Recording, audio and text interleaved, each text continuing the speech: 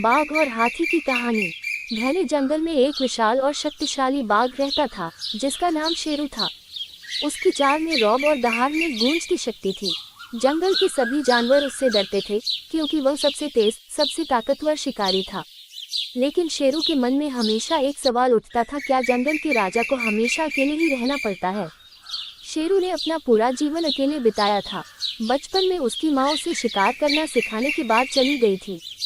तब से उसने हर चुनौती का सामना खुद किया था। लेकिन अब जब वह बड़ा और अनुभवी हो गया था, तो उसे महसूस हुआ कि उसकी जिंदगी में कोई दोस्त नहीं था। एक दिन शेरू जंगल के किनारे एक छोटी नदी के पास पानी पीने गया। वहां उसने एक बूढ़े हाथी गजराज को देखा, जो अपने लंबे सफर से थका हुआ था। शेरू ने सोचा कि अगर वह चाहे तो इस हाथी को शिकार बना सकता है, लेकिन फिर उसने कुछ और ही किया।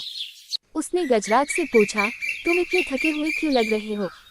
गजराज ने गहरी सांस ली और कहा, मैं अपने झुंड से बिछड़ गया हूँ और अब अकेला महसूस कर रहा हूँ।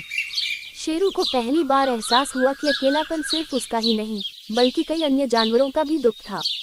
उसने गजराज की मदद करने का फैसला किया और उसे झुंड तक वापस ले जाने का वादा किया। अगले कुछ दिनों में शेरू और गजराज ने साथ मिलकर जंगल में सफर किया।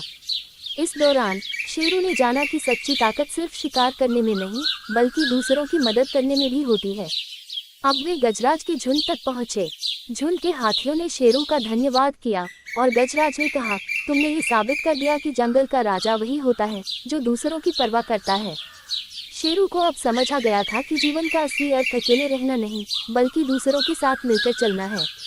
उसने जंगल में अपने व्यवहार को बदला और धीरे धीरे बाकी जानवरों ने भी उससे डरना बंद कर दिया।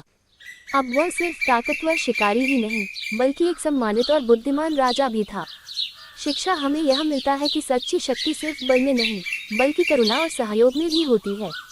अकेलेपन की जगह अगर हम दूसरों की मदद करें, तो हमारी जिंदगी और भी बेहतर बन सकती है।